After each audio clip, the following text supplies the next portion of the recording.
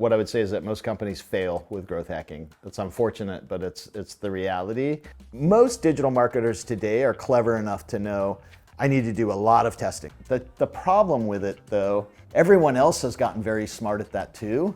If everyone's testing everything and optimizing on return on investment, Facebook and Google and all of these other platforms are making it bidding. Anytime someone gets good at these things, the prices keep going up. Now it's harder and harder to find a profitable way to get people to the website. And so they get frustrated. So then they stop trying to run experiments in the product, want to run all their experiments on Facebook or on Google or something external, and then it's not growth hacking anymore. Then they're just doing marketing. And so, but I don't think it's because they have a hard time coming up with a hypothesis or a hard time coming up with the right test idea. I think it's because, hi, I'm Sean Ellis. I am the author of Hacking Growth. I'm also the person who coined the term growth hacking, which has become pretty well known around the world over the last 12 years, I think, or 13 years since I came up with the term. What I'm really good at is getting people to use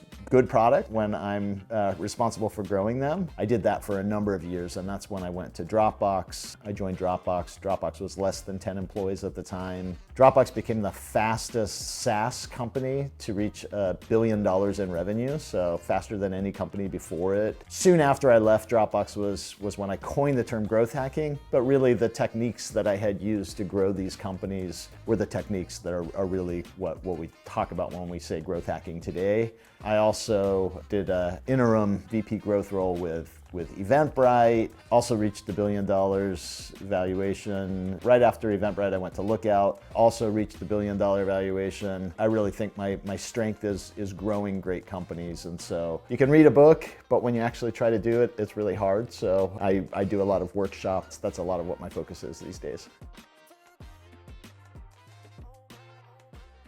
So in the first company, I told you I started in sales when they said, we want you to do this and we'll make you the marketing guy. I never took marketing in school. I don't know what I'm doing. So then I decided I would go back to school and take some classes in marketing. And so I went to New York University, did really well, got an A in the class, and then I went back and tried to do it, and I was really bad at it after the class. The class kind of broke me, made me think about it the old way of doing marketing. I became too kind of academic, and so it was a very, I had to okay, get that out of my head now and go back to it. So that was kind of the first time I realized my approach is a little bit different than how they teach marketing. But then I just kind of forgot about it, and I was just focused on how do we grow these businesses? How do we do our very best to grow these businesses? I moved to Silicon Valley in 2007. I also had a lot of venture capitalists who were introducing me to founders. They said, can you help this founder? They're really having trouble growing. And so I said, sure. And then I would sit down with the founder, and the first thing they would say is, we really need your help to build awareness. I've never focused on building awareness. I want them to actually use the product. And so for me, it was how do I get them to sign up for the product, to use the product, get value from the product, pay me money for the product, and then I take that money to get more customers and create something that's much more sustainable. So kind of this idea from the founders that they needed to build awareness. Just in general, that's when I started to recognize that my approach was different. And so coming up with the idea of calling it growth hacking, we need to stop calling this marketing, because I define growth hacking as a scientific approach to figuring out how to grow the business, our testing and analyzing across all of the levers of growth, from acquisition to activation, retention, and monetization. Most powerful lever of any of them, activation is the most important one that I would generally focus on. It's the first one that I focus on when I work with a company. Engagement and retention, there's essentially what you're doing is what brings someone back again and again to come in and use the product. And so, of course, the most powerful thing to bring people back is a great first experience, which is actually the activation. So the biggest driver of retention engagement is a great activation step in the customer acquisition process. Then you can still be tactical about, what are the prompts, what do I do to bring someone back, and then how do I make sure that every time they come back and use the product, that they're even more likely to come back and use it again the next time. How do I get them to actually invest something into the product? So maybe do a little bit of customization that makes it a little bit more valuable each time and makes them feel like they have some ownership around that experience. So, and what I would say is that most companies fail with growth hacking. It's unfortunate, but it's the reality. But I don't think it's because they have a hard time coming up with a hypothesis or a hard time coming up with the right test idea. Growth is cross-functional. Growth is something that requires a product team to work with a marketing team, to work with engineers, to work with designers, to work with data people. Most companies aren't organized that way. As they get bigger, companies essentially have more and more specialist teams that become separated. That's what causes growth hacking not to work in most businesses. Most digital marketers today are clever enough to know, I need to do a lot of testing. The problem with it though, everyone else has gotten very smart at that too. If everyone's testing everything and optimizing on return on investment, Facebook and Google and all of these other platforms are making it bidding. Anytime someone gets good at these things, the prices keep going up. Now it's harder and harder to find a profitable way to get people to the website. And so the only way to really be competitive on acquisition is to actually focus on the entire customer journey. And so this is where growth hacking then becomes. So marketing is more, how do I just get them to come in? Growth hacking starts to look at how do I get them to come in? How do I convert them? How do I give them a great experience once they come in? How do I get them to come back a lot more often? How do I get them to tell their friends? What's the right way to get money from them? And these are all areas that you can test. So growth hacking is going to cover a lot more. And it turns out that probably the product team does more with growth hacking than even the marketing team, because there's a lot of opportunities within the product to improve the value of the customer and retain the customer. But half of their energy is spent trying to convince the product team to run an experiment that's inside the product. So they get frustrated, so then they stop trying to run experiments in the product. And so then they want to run all their experiments on Facebook or on Google or something external, and then it's not growth hacking anymore. Then they're just doing marketing. And so the main point of why I believe companies fail with this is because they can't get these different teams agreeing on how to work together effectively. Once you get the teams working together, then some of the other challenges become important challenges. So how do you identify what the best opportunities are? How do you come up with the good ideas? How do you prioritize between those ideas? The biggest thing is that commitment to testing and the ability to test anywhere in the business that can accelerate growth is the part where most people get stuck.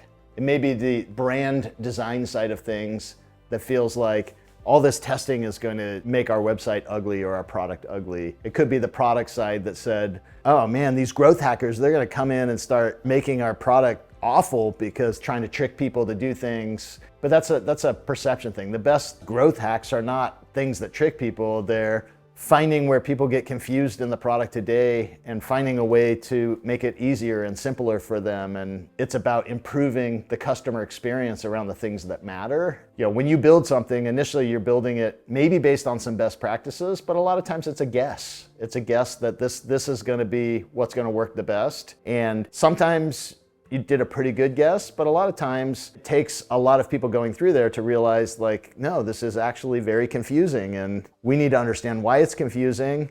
So with a lot of usability testing and surveying, and the more that you can diagnose the problem, then you come up with ideas. Maybe if we tried it this way, maybe if we tried it that way, and those new additional things can make a huge difference. So there's a great quote from Amazon's founder, former CEO, where he said, our success in Amazon is a function of how many experiments we run per day, per month, per year. And so volume of experiments really starts to matter. And when we talk about the growth hacking process, it starts with analysis. And so that's really the first analysis I'm doing is more of a qualitative analysis of who loves the product and why do they love it. So the first thing that I do when I've validated product market fit is I figure out, why do I have product market fit? Because if I don't understand why I have product market fit, then I'm not going to be able to grow very well. Let's say I think that people love the product for this reason, but they really love it for this reason. all of my advertisements, all of my messaging is pushing them to do something with the product that it's bad at doing, then I'm probably not going to keep those people. It's really important if you have product market fit to understand what is the main benefit that those must-have users are having. So it's really hard to improve something you don't understand. So that's where the analysis starts. Then you start to say, okay, I have ideas to improve this situation.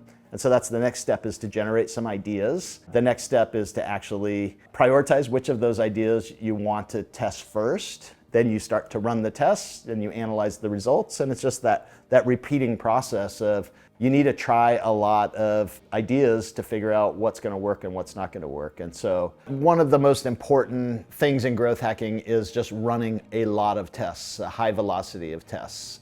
I'm going to emphasize that over and over because it's really important. And I think what we realized was that nobody knew consistently what was going to be the best. And so the only way to figure out what was the best was just to test a lot of things. A great analogy is one that comes from the sports world, where there's a quote from a hockey player, Wayne Gretzky, that essentially says, you miss every shot that you don't take. So, but that also applies to soccer or football, as they call it in most of the world. But essentially, if you only take one shot, maybe you make it. But if you take 10 shots in a game or 50 shots in a game, you're much more likely to win, because every shot is an opportunity to score. And it's the same thing with testing. Every test you run is an opportunity to find that one big test that ultimately is a lot more successful than everything else that you do. And so it's a mistake often when teams are obsessed on trying to run one perfect test. They get so excited about an idea that they only want to focus on one. It's much better to make sure that every week we're running 3 different tests every single week, or 5 different tests every single week, depending on the size of the company. You just don't know which one's going to be the one that ends up being super high impact and making a big difference in the growth of the business. I think the most important part, you can't grow something that people don't really like when they try it. And so in the startup world, we call that product market fit. A lot of times I'll tell people, I got lucky, and they'll say, oh, you're just being humble. No, it really is. Like, if you give me something to grow and nobody likes that product, I will fail every time. What I focused on was, we need to get people to experience the product in the right way. If people don't like the product, all you can do is get really good at getting people to try the product, and then they disappear. What we call product market fit, when someone tries the product, they enjoy the product, they keep using the product. So if you can't retain customers, you can't grow. So it's really, validating that you have product market fit is really critical before you get obsessive on growth hacking and trying to grow the business. For me, picking product market fit became really important. So I came up with a question that really helped me, which was, I asked users on the product, how would you feel